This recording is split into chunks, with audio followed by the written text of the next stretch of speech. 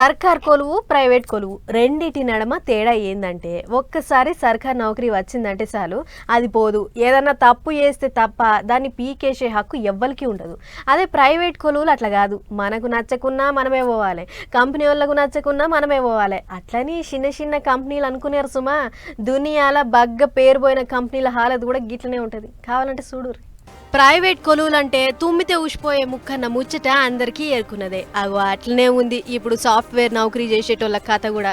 అరే నిమ్మలంగా కొలువులు చేసుకునేటోళ్లకు కరెంట్ షాక్లు ఇచ్చినంత పనిచేస్తున్నాయి కొన్ని కంపెనీలు. నెరీ మైక్రోసాఫ్ట్ అసొంటి పెద్ద కంపెనీ కూడా లాభాల బాటల పోతందుకు ఖర్చు తగ్గించుకునే ఇకమతులు చేస్తుందట. అంతేకాదు ఈ నడుమ గదేదో ఏఐ టెక్నాలజీ అని వచ్చినుండే కదా, దాని ఎఫెక్ట్ కూడా సాఫ్ట్వేర్ రంగం మీద పడుతోని ఇప్పుడు నౌకరీలు చేసేటోళ్లకు పెద్ద శరణే వచ్చి పడ్డది. అట్లని ఈ కంపెనీ ఆ కంపెనీ అని ఏం లేదు, ఉద్యోగులను తీసేసే పని ముంగటేసుకొని వేల మందికి టాటా చెప్తున్నాయి. అట్లా ఈ ఏడాదిన్నర కాలంలో ఒక్క మైక్రోసాఫ్ట్ కంపెనీయే 10,000 మంది ఉద్యోగుల్ని పీకేసిందట. దీంతో తోపు తురుము కంపెనీలని పేరువైన గూగుల్, అమెజాన్, ఐబిఎం అసొంటి పెద్ద పెద్ద కంపెనీలు కూడా మైక్రోసాఫ్ట్ లెక్కనే ఆఫ్ కింద ఉద్యోగుల్ని పీకేయాలని చూస్తున్నాయట.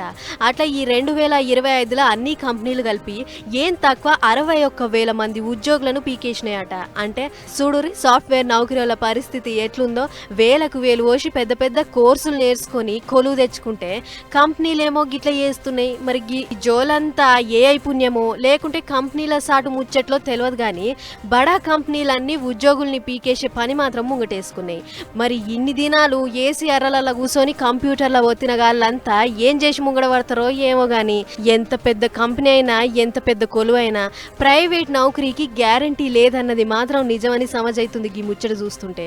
ఓ దిక్కేమో టెక్నాలజీలో మనం తోపు, సాఫ్ట్వేర్ నౌకరీలు ఇచ్చుట్ల మనమే గ్రేటు అని చెప్పుకుంటున్న యాళ్ళ కంపెనీల హాలత్ గిట్లుంది. మరి సాఫ్ట్వేర్ వాళ్ళకు ఎన్నడు మంచి రోజులు వస్తాయో ఏమో.